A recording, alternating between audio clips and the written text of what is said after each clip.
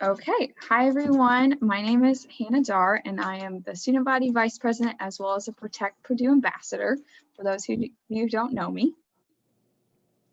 Hi everyone, my name is Asada Gilmore. I'm a senior studying finance and have the honor of serving as president of PSG this year. Okay, so we've kind of broken it down into a few topics, and so we'll get started first with some academic questions.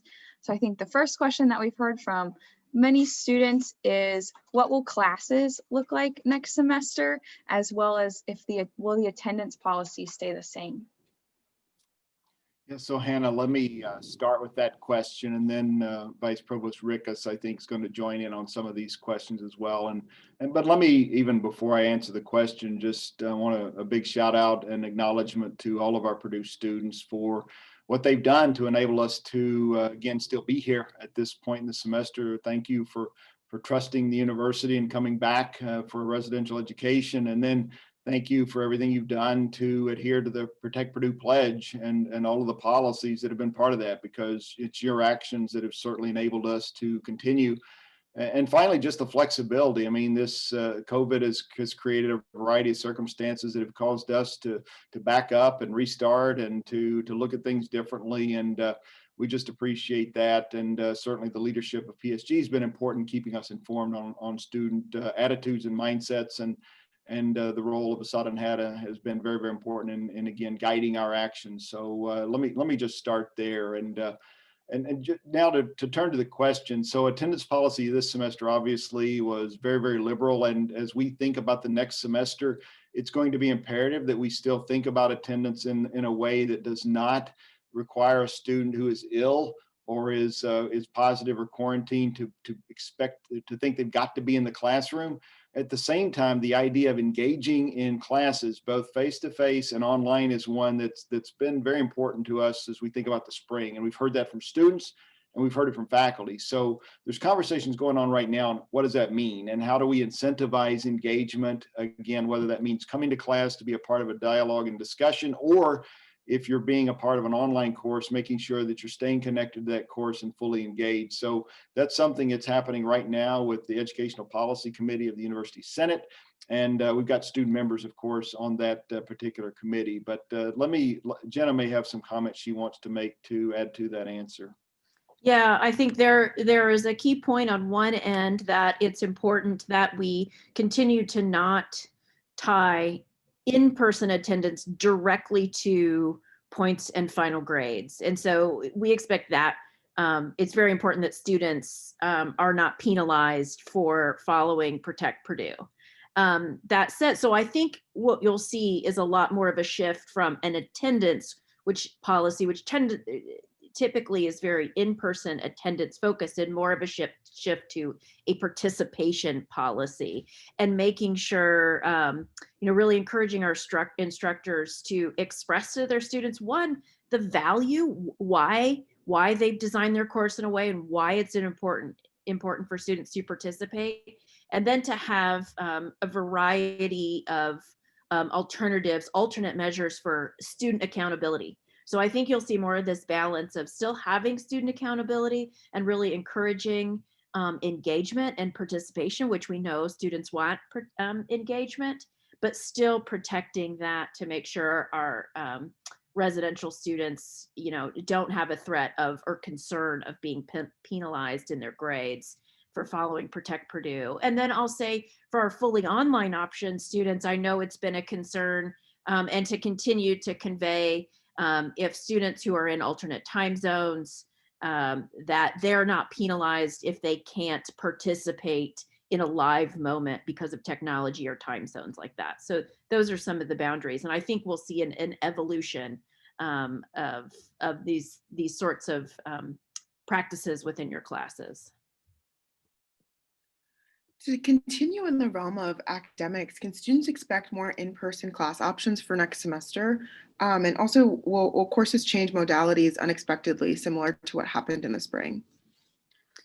Yeah. Oh, go ahead. Sorry, Jay. I'll start with that one and let Jenna come in as well. So on the modalities, let me just start with that one. I mean, clearly in the spring, as we were forced to shift based on COVID sort of exploding onto the scene.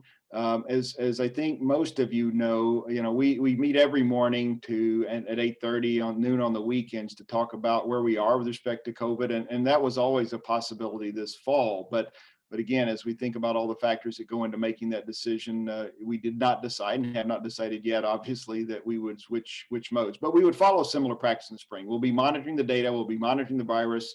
And again, if we had to do that, we would. But we'll certainly start being in residential mode. So that's where we would be on modality. The in-person classes is certainly, again, we will be looking to be about where 70% roughly of enrollments being face-to-face. That is the target. Why is it not 100%? We have some instructors that have risk factors and need other accommodations. They simply can't be in the classroom. We've got a space that, again, we have to respect social distance requirements, which prevents us from using as many of the large spaces, especially, as we'd like. And that's really the goal that we have as we look to the spring. And I just put this out there, and I know this is hard for folks to maybe get their heads around. But in the Big Ten, the Purdue and Nebraska really are alone in terms of the amount of residential instruction we're providing. Most of the other Big Ten universities have not chosen to be as aggressive. And the other thing we're trying to do in the spring is enhance really the quality of hybrid. So this time we had to split sections in some ways where you might have only been going to class once a week, even though the course is a hybrid course. And we're really looking for ways to eliminate that, so that if a course is hybrid, that you would meet, face-to-face, however many times a week was normally associated with that particular course.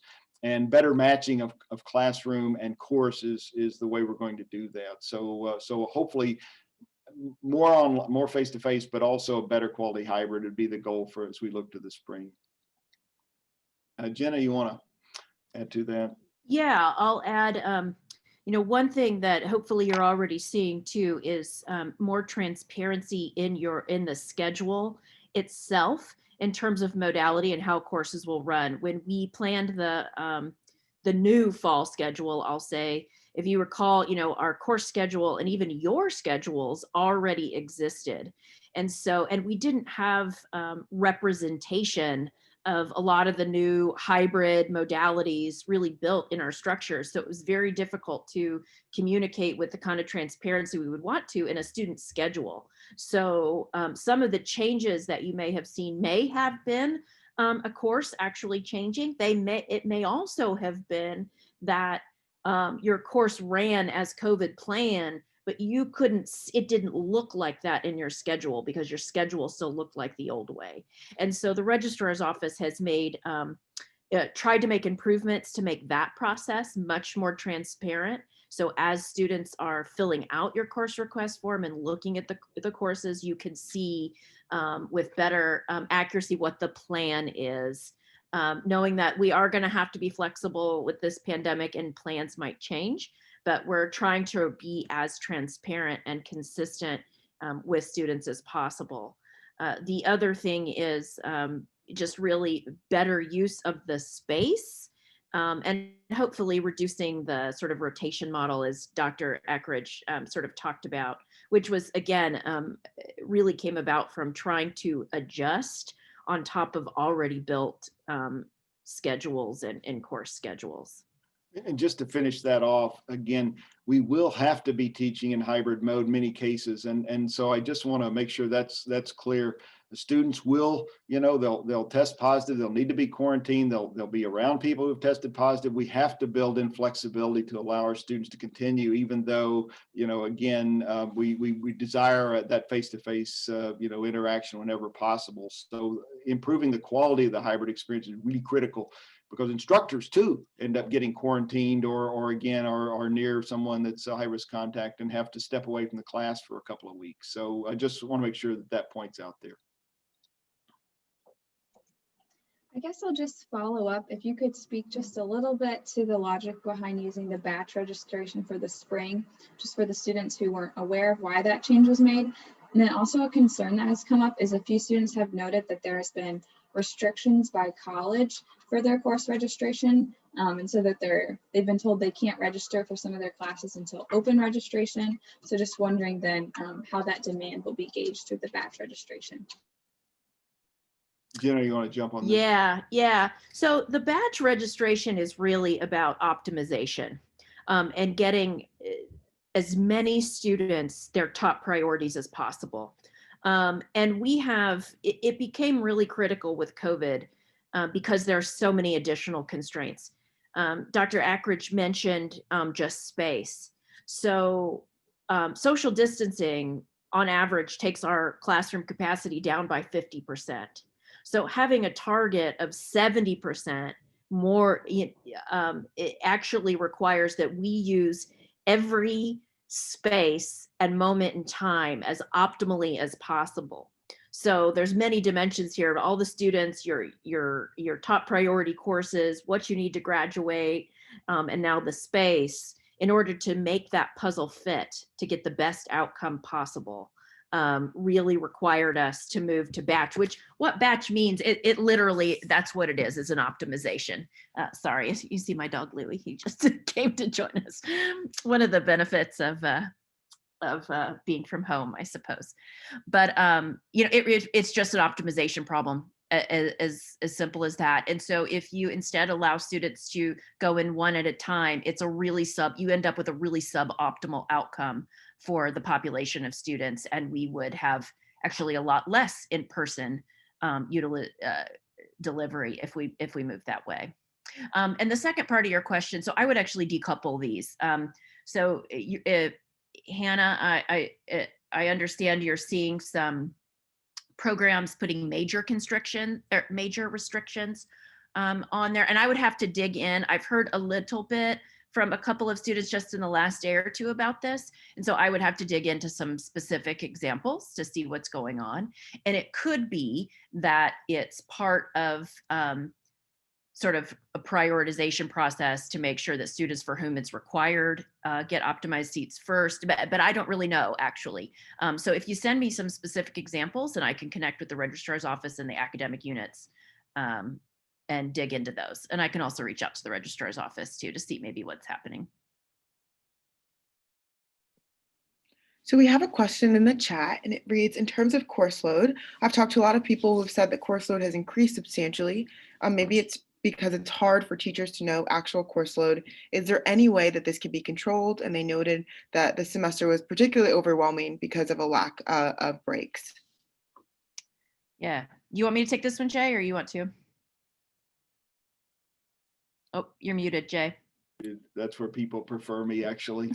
But yeah, the last part of that, just certainly as we look at the spring, we have baked in reading days to allow us to get some again formal breaks in the schedule, and this was one of the items that PSG was advocating for with our educational policy committee. So certainly understand that long period as well as the reading day that got baked in this semester. So Jenny, you might want to speak to the first part of that. Yeah, I'll say that we do have standards, and they're the same standards that always apply. So we have definitions around what a credit hour is in terms of coursework and expected sort of on average outside work that would need to be completed by the student. And so those apply. And it can be increasingly difficult, I think, both on the instructor and student side of this equation. As you go more online, it can become more difficult for an instructor to estimate how much time students would need to spend addressing the material. And so if you find that you're spending a lot more time, I would say this is a place where feedback back to the instructor would be useful, really open those conversations and dialogue. And particularly around, and I can share the link to where our definitions of what, credit hours are for different modalities. So you can sort of judge, am I spending, twice as many hours outside as I should be? And then on the other side of it is the student in the online space. There's a lot of literature about this. And students, it's easy to underestimate sort of a difference between expectation and how the instructor thinks that you should be working. And if you're spending way too much time, or it seems that way, have a conversation with your instructor. I would also recommend, a lot of times it can seem more building structure, as you go more online. And if you're losing structure, sometimes that lack of structure can create maybe what seems like a lot more work, or maybe unproductive work. And so there's where conversations with your instructor and the Academic Success Center, we're also launching a couple of tools for students in this space. One, we've been piloting an app that helps students to create structure around their academic studies, as well as time. And the students we've been piloting that with have really liked it. We're going to be rolling it out to all students, and coupling that with academic coaches in the Success Center will be prepared to help students coach through using that tool. We're also launching, and Asada, I need to connect with you on this actually, about getting some feedback from members from this group on some other online, how to be successful online, how to study online, resources that we're rolling out for students as well. And those resources, again, were another PSG suggestion. So we appreciate the guidance that they gave us earlier, and Dr. Rick's team's running with that. Okay, thank you. I think we'll move into our next category, which is safety testing and Protect Purdue guidelines. And so our first question is, will students be getting refills on the wellness kits they received in the fall? So maybe more wipes, hand sanitizer, new masks if they need it, as well as if students who are in the online cohort for fall but are coming in the spring, will they have the opportunity to receive a wellness kit?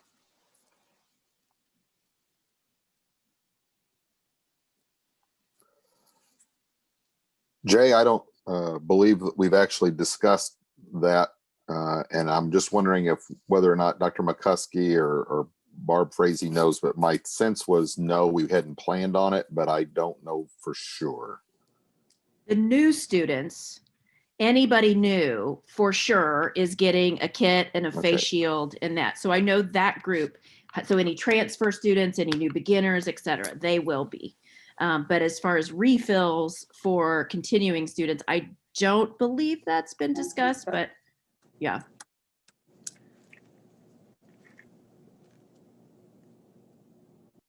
I know that the face shields, there are sources of face shield replacements around campus for continuing students. In the chat, we have a question about if a reliable vaccine is made available during the spring semester, would that be distributed or required for students? Yeah, so Dean Willie Reed of the vet school is heading a campus level task force to evaluate and track the progress of the various vaccines. And right now there's probably 4, maybe 5 that are moving along, 2 of which that we do anticipate perhaps seeing some doses by the end of the calendar year. The state will control distribution of those largely, and there is a 3-phase plan for who would have access to those when they roll out. The first phase is essentially healthcare workers and first responders, and then the second phase falls into the most vulnerable of the population, and then the general population would have access. Our best guess right now is the general population phase would not start until probably at least April, maybe late March or early April. Right now, the committee has indicated that without additional safety data on these, they would not be recommending a requirement of the vaccines, but certainly our intent is to take what's known and allow, frankly, some of the world leaders in viruses and vaccine development to sort of distill that down into lay language so that we can all understand it and understand what we do and what we do know and what we don't know about each of these vaccines and what makes them unique compared to vaccines in the past. And so that hopefully individuals can make an informed decision based on the information that our experts are able to glean for us and help communicate to faculty, staff, and students as we go forward. So we don't anticipate, at least in spring semester, any requirements for the vaccines, but we hope to educate people so they can make good decisions and a best decision for them once they become available. And I will say that literally, we are already planning for mass vaccination clinics if they become available, so that just like we did flu shots, we'd be able to serve the population of the campus. So here we are in November, and we're making plans for vaccination clinics that might occur in April. But we want to be ready, and Purdue, we were actually ahead of the game in beginning to plan. In fact, we were ahead of the state actually in the planning. But we wanted to be ready if they and when they become available. So this is a question from an international student, and the student says, I'm an international student and I'm not currently in the United States, but I have made arrangements to return to Purdue in the spring. And so the question is, am I eligible to quarantine in Purdue Village? And then as well as another part to this question that came in today, is the pricing for that going to work the same as it was in the fall, or is that going to change? So first, I would say for all of our students who are international or overseas currently, you please check the travel requirements, because there are a number of countries that still are not allowed to come into the United States, and we're very concerned that there may be additional travel restrictions as we go into January. So first, that's the first one. Secondly, we have allocated a fraction of the Purdue West Village space or isolation quarantine space for international students. It isn't 100%. We do need to reserve some of that space for the beginning of the semester for those students who might need to isolate. I believe that information has been released, and there's actually even information where you can begin to request a space. And I think that information has gone out. Provost Ackridge, you may recall that, or someone else on the call may recall where we are on that, but I know I've seen that information, and it should be available now. I think I saw something today that it was going to be updated either today or tomorrow. So I understand, Eric, and it's precisely what you just described. From another question from the chat, regarding the Protect Purdue distancing stickers in classrooms and dining courts, noted that some of them were less than 6 feet apart from each other. With cases going up, will the spacing in any classrooms or dining courts be reconsidered? Yeah, let me just take that one. The spacing issue is done based on the fact that everyone in the classroom is masked. And we now know that an individual who is shedding virus, who is wearing a reasonable face covering that even blocks 70% of viral emissions, is unlikely to infect anyone else. It's what we call source control, and the virus stays within your bubble, and you don't infect others. And so there is no plan to change our distancing in our classrooms. The only real major change that people might notice in the classrooms is that we are going to allow an increase in capacity for the largest of our spaces, so that where there are classes that need to meet, when they've been having to divide up into two cohorts, we'll actually be able to get those cohorts back together in many cases. And so we feel like this doesn't compromise the safety at all of the classrooms. And a good example is Elliott, right? That is actually can seat 5,000 or so, and we had a 150 person cap on that space, and that really just didn't make much sense. And so we tried to look at the spaces, and again, I think there were 8 or 9 of them. Dr. Rickus can comment that we had that we upped the limit on. But in terms of the spacing, we really have not seen any evidence of classroom level spread. Again, reinforcing the fact that in our classrooms, with the distance we're at, with the mask mandate, we do not see spread of the disease.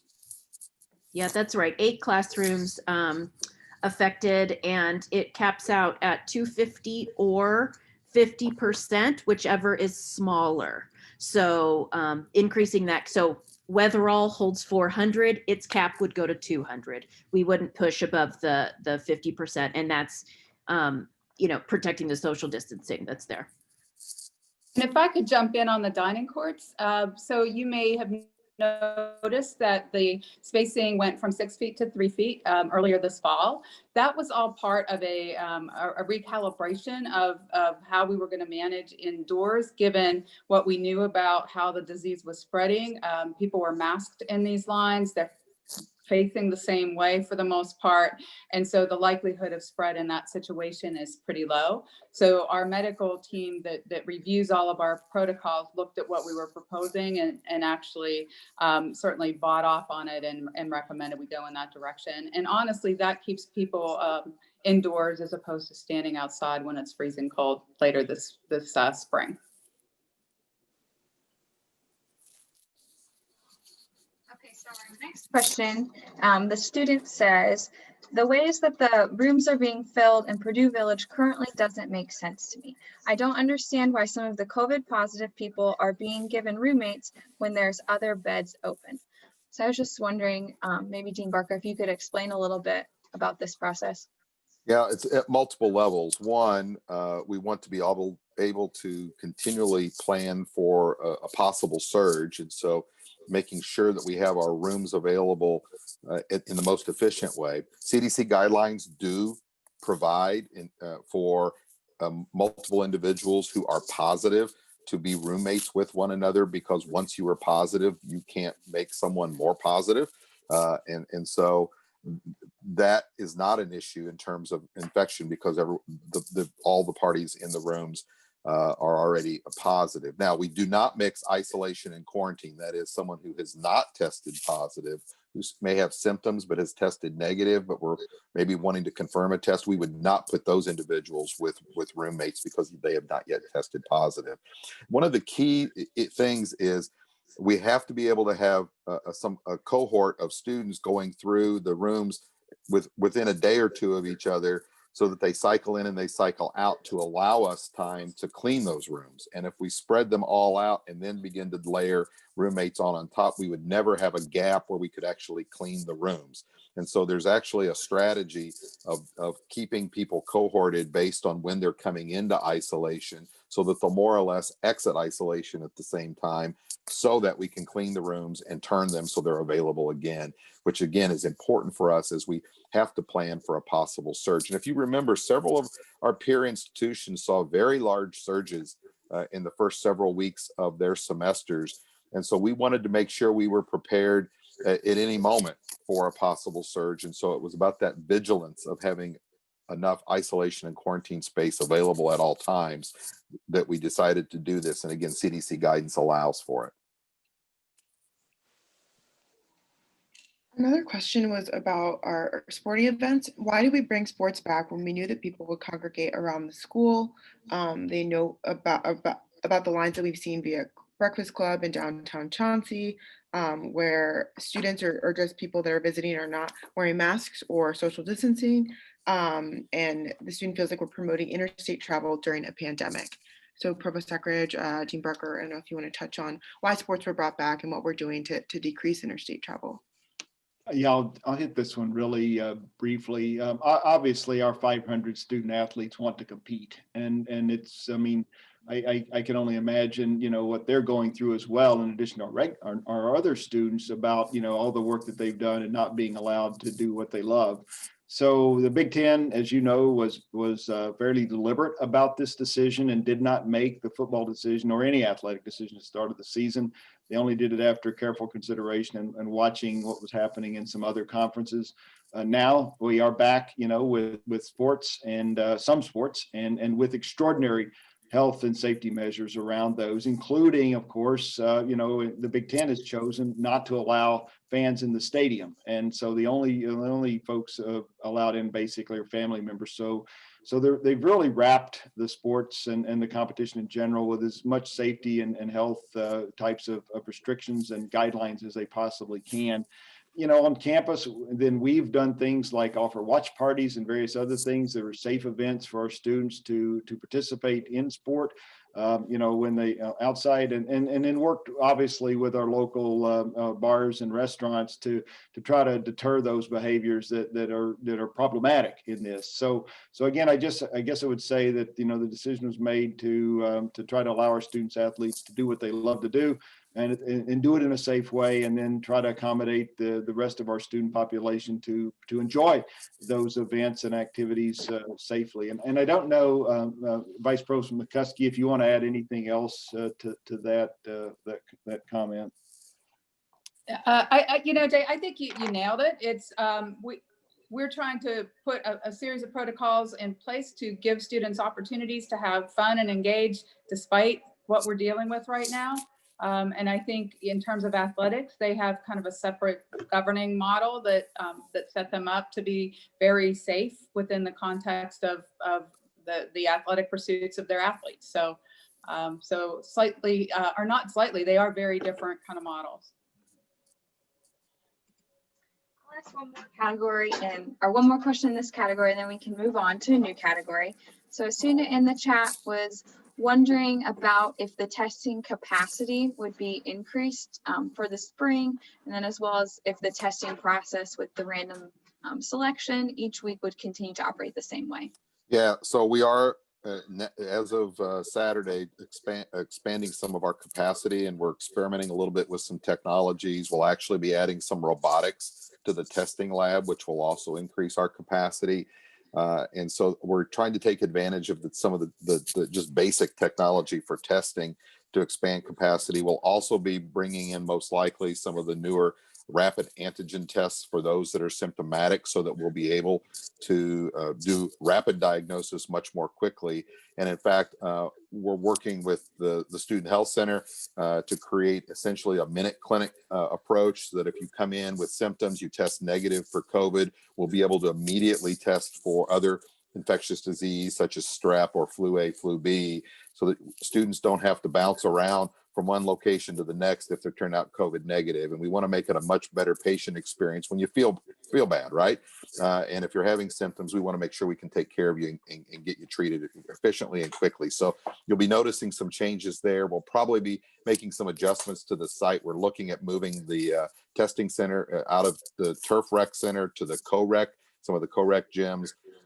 As the winter progresses and the temperatures get cold, the T-Rec is not really built for winters, and it's already causing some challenges with the staff and students who are trying to test there. We're wrapping up our plans for surveillance testing for the spring.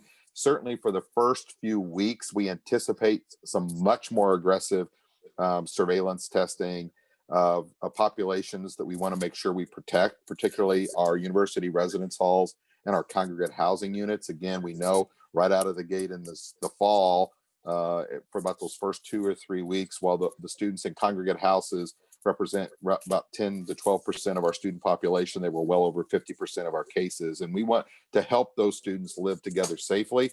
And we believe some additional testing capacity for them is the way to allow that to occur. So we haven't nailed down completely what surveillance testing will look like for the rest of the semester, but anticipate we're trying to learn. We're using a data-driven approach. In fact, we've already done one pass at our surveillance data today, and we're going to do a much deeper dive over the next 2 to 3 weeks. You should be proud of the efforts that Purdue has put into the data side of things to help drive testing, and we think we've been much more efficient at it as a result, allowing us to manage our cases effectively. So that's what we know right now. Thank you, Dean Barker. Moving into more residential and student life questions, when will housing assignments and contracts be available for students returning to campus this spring or for new beginners? So for new beginners, those contracts will come out on December 10th. And then anyone who was moving within a hall, we've already given them their new room information. And in fact, some of those moves will be happening before Thanksgiving. And we also are currently in the process right now of assigning inter-hall transfers. So if you have a friend that lived in Earhart and you were in Windsor and you two wanted to live together, we're working on that right now and should have that information out maybe as early as tomorrow. And then also going off of that, what will the dining courts look like next semester? And then just with the colder weather approaching and the snow, are there going to be any more opportunities for students to eat indoors? Well, we are working really hard on that. I don't know if you've had a chance to go over to Hillenbrand. We in fact closed Hillenbrand today, but if you had a chance in the last 2 or 3 weeks to be at Hillenbrand, we have kind of rebranded it. And students have more options. Instead of having 4 lines, we have 2 lines so that students have options to get any of the food that's made there, not having to make a firm decision when they first come in. We're working on that for many of our other dining courts. We also are planning to increase and have some indoor seating at both Hillenbrand and Wiley as the medical team gives us clearance for that. And then the other thing that we're working on is really making some significant changes to menus. When we started into this process, we clearly had no idea exactly how long we'd been doing it. And so we were kind of in survival mode, wanting to make sure that we were able to feed all 12,500 students in a timely manner. And now that we feel like students have established a pattern and we kind of know what to expect with students, we're now starting to work on bringing back some of our favorites. In fact, we've been doing quick surveys at the dining court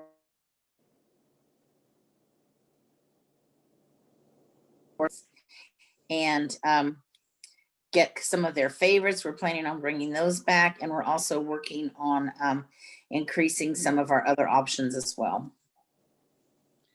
Can I jump in, Asada? I think one of the things that that we want to try to do really within all of student life, you know, we had a series of what I would call levers where we opened the semester with pretty significant restrictions. And then as things unfolded, maybe we allowed some things, like we put some seating in the dining courts, like we had some intramurals, that sort of thing.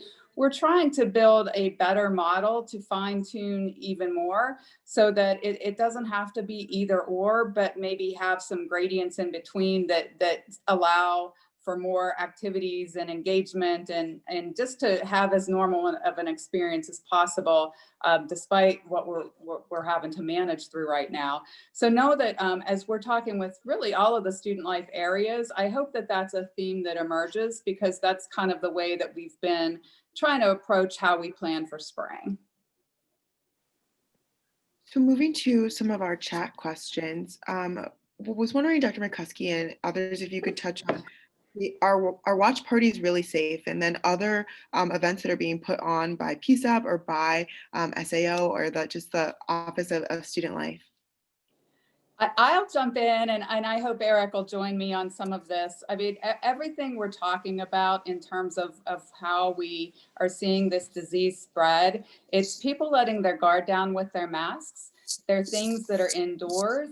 It's hanging out closer than 6 feet to each other. It's sharing Juul and drinking out of each other's cups. It's things along those lines. And so when we can put activities together, particularly the ability to play off the outdoors that we've been blessed to be able to do this fall with the gorgeous weather, you know, it's as safe as we can possibly be in this environment. We ask our students to wear masks. We ask them to socially distance. Now, again, most socially distance within a bubble. We get that. They're not sitting exactly 6 feet apart, every single individual that goes to the watch party, but they're close, right? They're trying to maintain their safety. So that's really what we're trying to do, is create these opportunities. Every single thing, and I just shared with Jay for the University Senate today, we had over 15,000 events and meetings this fall, and 62% of them were live. And every single one of them had to have a safety plan associated with it and be approved. And so, so we're doing some really good things to give people opportunities to engage and have as great an experience as possible. And yes, they're reviewed for safety protocols, and I think for the most part, they're pretty safe.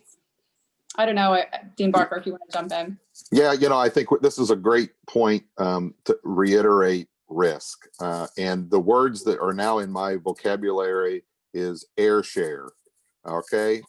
If you are indoors and you're involved in air share indoors, unmasked, that is a very high risk activity. And so you can sort of gauge very quickly what's risky and what's not. And what we know is that if you're outdoors and if there's any breeze whatsoever and you are masked, you can literally sit right next to someone almost and not be infected unless they cough or sneeze directly on you. And so the real risk is indoors air sharing and particularly unmasked and almost exclusively unmasked. And so you can go down the list. And in fact, there was a wonderful Nature paper last week on where we see 80% of cases coming from. And it's all indoors, unmasked sharing of air. And so if we think about that, as long as the weather gives us the ability to do this, being outdoors, wearing masks, you can literally sit next to someone and there's virtually no risk whatsoever. And in fact, I can tell you from contact tracing, I'm not aware of us tracing any single cases on campus to any of our events. This kind of ties into both residential life and I think also Protect Purdue. So there's a question from an RA who asked about if there was any possibility that RAs could receive notifications that a student was moving to quarantine so that they could better support them.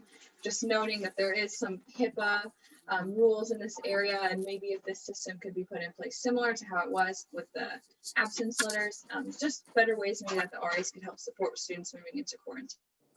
Let me just make a quick comment. We are looking at some additional refinements of the notification process for spring. That's one that I feel like we have room to make significant improvements on in terms of our timing.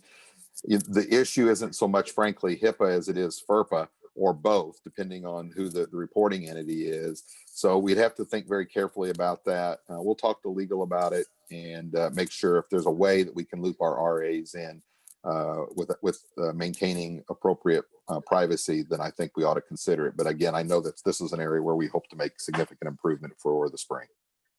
And can I jump on really quickly? That was an awesome question, and it's a testament to our RAs and how much they truly care about their jobs and about their students. We have seen such phenomenal response from our student leaders with COVID, from the RAs, from our Greek officers, and co-op officers, as well as PSG has just done a phenomenal job here. So just a quick shout out to all of you too for all the wonderful work that you're doing here. Thank you, Dr. Markuski. Our next question might stay in your court as well, but it's about student organizations. Will there be any changes for student organizations next semester regarding in-person meeting policies, and just events in general? I'll jump on and Martia can jump on too. So I mentioned having that dial where we're trying to dial things in a little bit better. We're looking at things potentially. So the policy is pretty much written as it was in terms of events, but we have a little caveat that we can maybe make some changes if the situation allows. So some of the spaces that we're looking at is a more abridged or expedited approach, particularly on the virtual things, so that it's a ton of work from Martia and our team to review all of these things, but we also want to know what's going on because this is a measure of engagement and we want to just keep a finger on the pulse. Are our students engaged? Another space is looking at sizes of events and maybe some things can tweak there. Another area potentially, again, these are all things in the pipeline, but nothing has changed. But I've heard people want to go down and maybe go to a park in town and go ice skating together, and our current restrictions don't allow for that. And so, are there ways that we might dial things a little differently there? But again, we'll have to look at what things look like when we come back in the fall. Our rates in the community aren't the greatest right now. But I'm sorry, I said fall, I mean the spring. But when we come back, if they're looking a little better, let's play with this dial because as Dean Barker said, we're not seeing the spread with activities. We're seeing the spread where people are letting their guard down. Martia, I don't know if you had any more to jump on with. No, that is correct. We have heard, we've gathered lots of information from the students and heard their voices, and we have come up with contingency plans that hopefully we can enact in the spring. But the goal is to keep everyone safe and for every organization to live their mission. Martia, I was wondering if you could talk a little bit about what opportunities there might be for students to get involved next semester. Maybe there's a student that was like, darn, I missed the Be Involved fair. How do I get plugged in on campus now? Wow. Thank you, Hannah. That was a great question. We heard that a lot from students, and it caught us off guard just a little bit. Students thought they had missed the chance to get involved.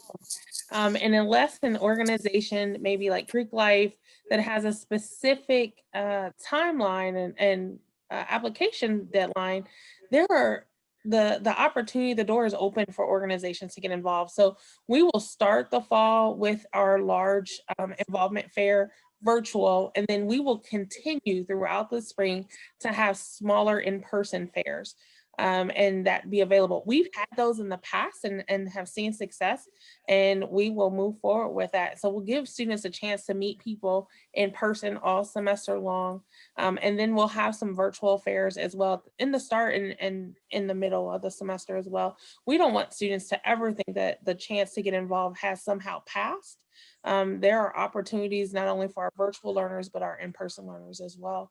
And that is just the greatest way to connect and start to build your base and build your engagement and involvement on campus. So we look forward. We're partnering with Boiler Cold Rush at the start of the spring semester to help with those students, and we'll continue out. And as always, we will talk to any individual student and help them, guide them to their right place to get involved. That has not changed. And we have a open Zoom door policy. So students can just hop on a Zoom chat with us anytime while the university is open. Our next question is for Director Warren. I do want to note students are being very thoughtful in the chat. And so if we don't get to your questions, we want to be respectful of your time. So we will definitely follow up. So please continue asking and don't feel neglected if we don't get to you during our time together, because we'll get you an answer regardless. But Director Warren, in terms of the COREC and Wellness Center, what intramural sports will be available next semester? Sure. Can you hear me okay? And sorry if you hear some ruckus in the background. So I got three little ones and it's dinner time, so they're a little noisy. But so as far as sports, you'll see a lot similar to the fall semester. We were excited working with the medical advisory team to offer some outdoors in person. Again, it comes back to that risk and risk mitigation. So you'll see as it gets a little bit colder, the indoor sports will be more limited to more singles type of sports. So we're adding soccer, tennis, which is a unique one. So I'm excited to see how that will go. We've got bowling, we've got pickleball. So we've got a variety of more one-on-one. Again, you will be in a mask for source control. And then we are excited to, once the weather gets a little bit nicer outside, to get outdoors. And we're looking to provide 9-on-9 outdoor soccer. So I know we had a lot of students asking for that this fall. And we kind of piloted our program and those SOPs we were talking about to make sure how the students prepared and how we could mitigate risk as best we can to launch those sports. So you'll see some outdoor soccer, some sand volleyball will be back, and then ultimate frisbee as well as our 4-person golf scramble. So we're going to try and get a lot of options out there. I know the question probably a lot of people are going to ask about is the volleyball and basketball ones indoors. And again, it comes down to mitigating risk. And right now that's not something we feel really confident as it's more of a high risk sport. So we'll start the semester off with some of our ones we know we can control. This kind of goes along with that. A student wanted me to specifically ask, he said that he loved just shooting baskets by himself at the COREC as a stress reliever, and was just wanting me to see if maybe there's any opportunity that just a single person shooting baskets might be reopened in the spring. Sure. Great question. And one we're doing some benchmarking on. We absolutely would love to open up the courts for reservations for single to come in and just shoot around. Again, we are more than just the physical side of the recreation. You know, we believe in the holistic wellness and the stress relief that comes. The hard part we've had is more of compliance. So we posted signs on the outdoor courts and we had quite a few games. So we maybe locked those courts with the signs and they climbed the fence and played. So I think what we may do is we may try it again, figure out, hey, can we follow those rules, which we believe the students can. And then I think we can get something worked out for the spring semester for people to come and participate. Service time, and I never call you that, so that's really fun for me. But will CAP services be available for students over winter break? A really great question. Yes, the CAPS counseling and psychological services will continue to serve students. There are caveats. So if a student returns home to a location outside of the state of Indiana, there are licensure issues. There are ways that we can accommodate the student, certainly during an emergency, and have a one-time conversation. But CAPS also has a new addition to their systems this fall, which is called Thriving Campus. And an individual student can access this tool and resource on the CAPS webpage to find a provider in their particular state. Having said that, they're also welcome to call the CAPS number at any time, and they'll walk them through what services are available in their state. But a state of Indiana student may absolutely access the CAPS services. I would also like to highlight and remind students of our WellTrack program, the app that all students have access to, regardless of what state they may be returning to, or country for that matter. And that tool will enable students the opportunity to find some mindfulness exercises, some stress reliefs, ways to track how they're feeling on various times. But the short answer, and I know I gave you the long one, the short answer is yes. I have another question for you. What services and accommodations are available for students who may be experiencing long-term effects of COVID? I think I might be better off to pass that to one of our medical experts. I could make up an answer, but I think Dean Barker is better suited for this. Yeah, I mean, our case managers are available for students both acutely and long-term, and assess where a case is at the end of the typical 10-day isolation period.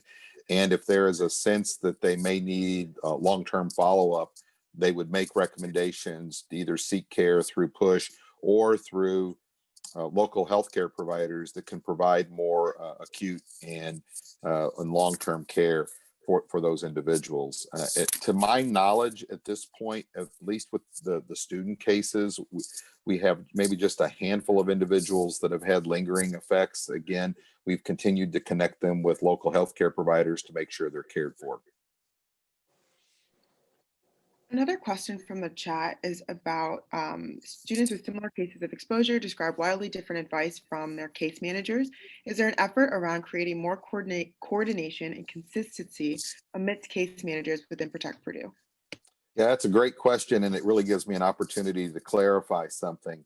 And we've had this come up numerous times, and what everyone has to remember is that our case managers treat each case as an individual case.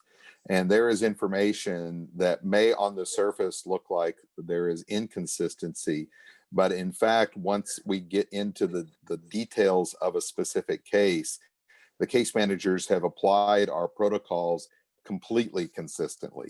And there's a lot of complexities that go into the case management and the contact tracing.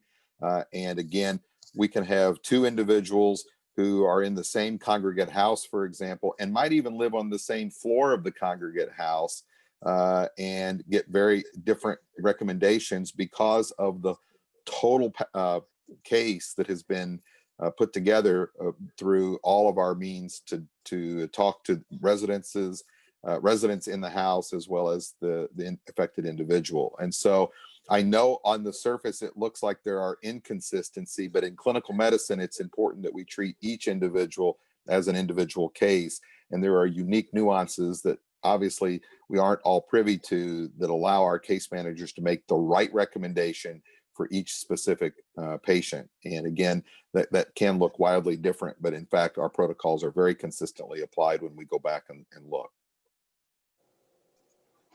This is another question from the chat, as well as some that we had submitted in our survey of questions before this.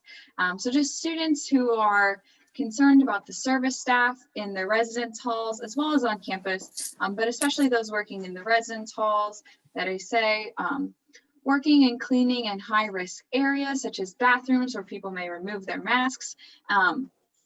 So what is Purdue doing to thank them, to protect them? And there's also been some questions about how maybe they could be involved with hazard pay.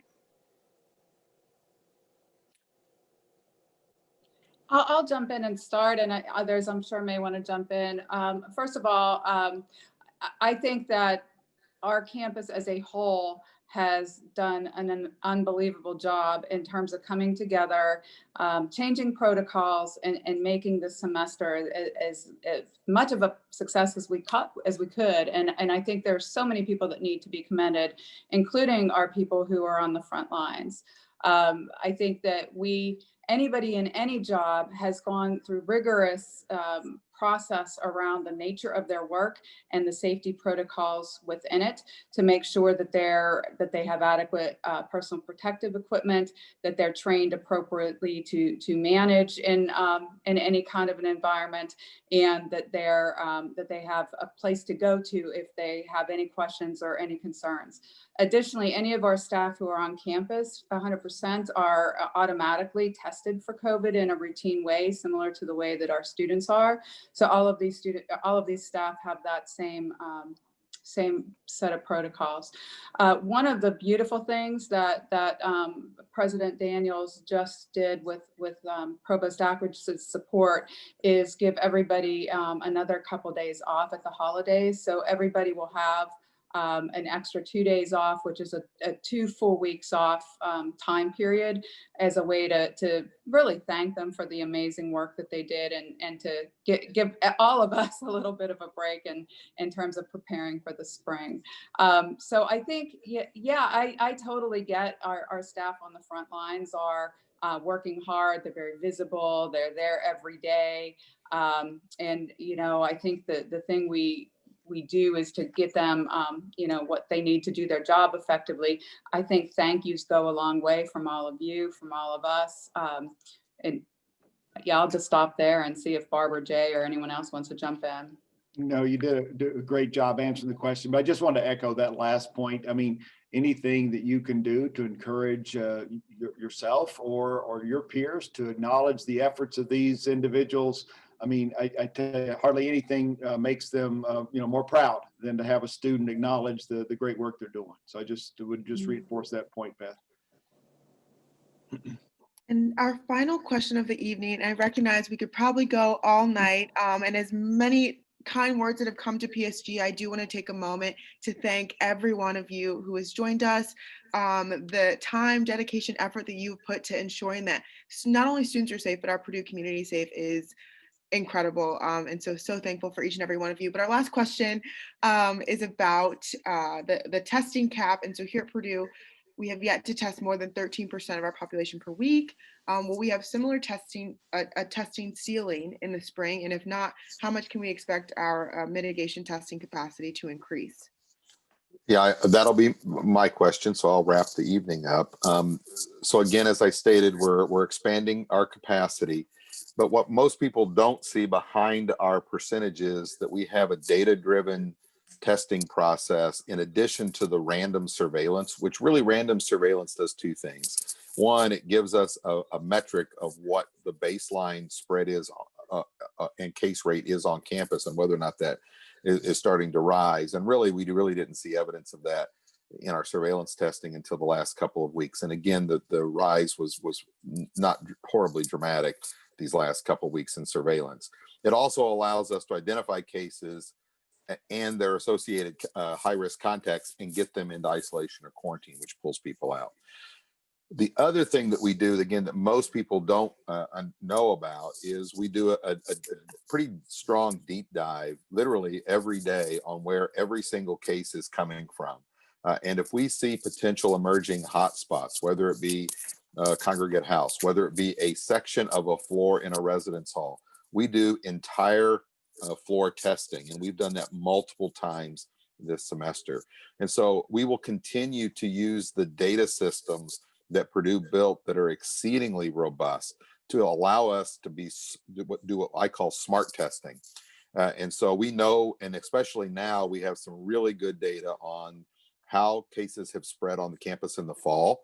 And we'll be able to use that to model some of our testing plans for the spring to allow us to be much more proactive at getting ahead of cases without having to test everybody. We can use a data-driven approach to identify where cases may be emerging before they even happen. And so I'm very confident, one, with expanded capacity, with a smarter data science approach that our iData team, who is another unsung champion of all of this, that many of you will never know the names of folks in the iData group. They have been absolutely heroic to the overall operation, working behind the scenes to literally build systems from scratch. That, as far as we know, and Provost Ackridge, you can confirm this, none of our other Big Ten peers have anything quite like it. In fact, I had 2 calls last week, one with Notre Dame and one with a large institution in California, and they were absolutely stunned at our data capabilities that have guided what we've done. So there's a lot going on that folks don't see. And in fact, we have some evidence, and I haven't seen the final version, that our ability to test we got much more out of it, essentially for what we invested financially than what some other universities may have gotten with some much more robust testing systems. Thank you all so much for your participation and students for your engagement tonight. We have this meeting recorded and it will be available on our PSG YouTube page probably later tonight. So just thank you so much for coming out and have a safe holidays with friends and family. Thank you, everyone. Have a good night.